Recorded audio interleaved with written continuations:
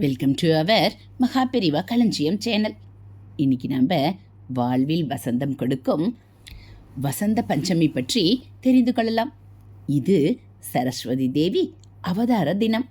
பஞ்சமி என்பது சந்திரனின் இயக்கத்தை அடிப்படையாக கொண்ட இந்துக்களின் கால கணிப்பு முறையில் 15 நாட்களுக்கு ஒரு முறை சுழற்சி முறையில் வரும் ஒரு நாளை குறிக்கும். அமாவாசையை அடுத்து வரும் பஞ்சமியை சுக்கில பஞ்சமி என்றும், பௌர்ணமியை அடுத்து வரும் பஞ்சமியை கிருஷ்ண பஞ்சமி என்றும் அழைக்கிறார்கள். ஆவணி மாத வளர்ப்பிறை பஞ்சமியை கருட பஞ்சமி என அழைக்கின்றனர். அன்று கருடனை வழிபடுவது சிறப்பானதாகும். புரட்டாசி வளர்ப்பிறை பஞ்சமியை ரிஷி பஞ்சமி எனவும் அழைக்கிறார்கள். இவ்விரதம் சப்த ரிஷிகளை நோக்கி பெண்களால் அனுஷ்டிக்கப்படுகிறது. சிம்ஹ கிருஷ்ண பஞ்சமி என்பது ஆவணி மாதம் வருகின்ற தேய்பிறை பஞ்சமி ஆகும். வேதங்களில் புகழப்படும் பல தெய்வங்களில் முக்கியமான தெய்வம் சரஸ்வதி தேவி. அவள் யாகத்தை காக்கும் தேவதையாகவும், யாகத்தை நடத்துபவர்களுக்கு அறிவு, ஞானம், தேஜஸ், வீரம், வெற்றி ஆகியவற்றை தரும் தேவதையாகவும் புகழப்படுகிறாள். அறிவு பிரவாகம் 5 நதிகளாக சரஸ்வதி தேவியை அடைந்தன.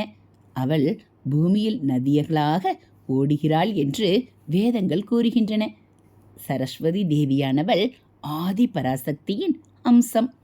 ஒளி மிகுந்தவள், கல்விக்கு அதிபதி, எல்லா கலைகளுக்கும் தலைவி.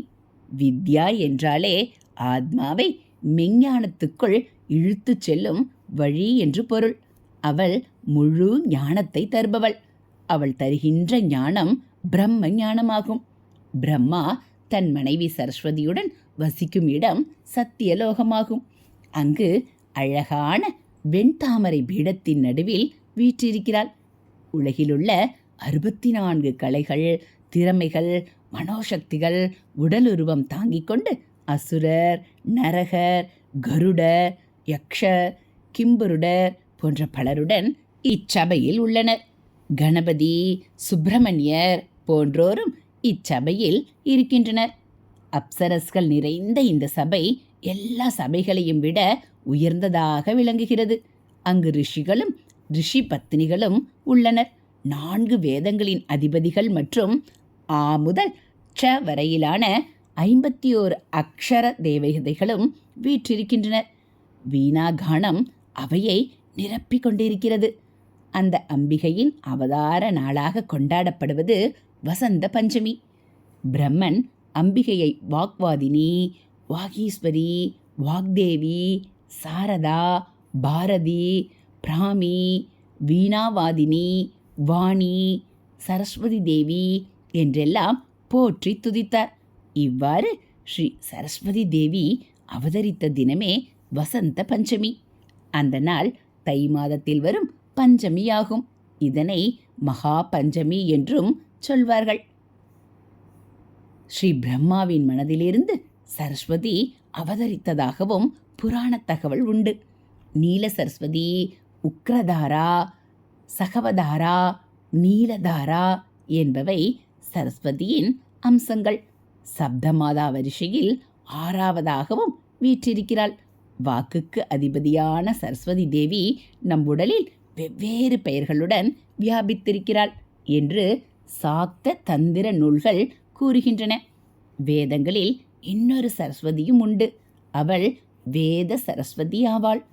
ஜடாமகுடம் தரித்து அபயமுத்திரையோடு பத்மாசனத்தில் காட்சி தரும் இந்த வேத சரஸ்வதி நதி ரூபமானவள்.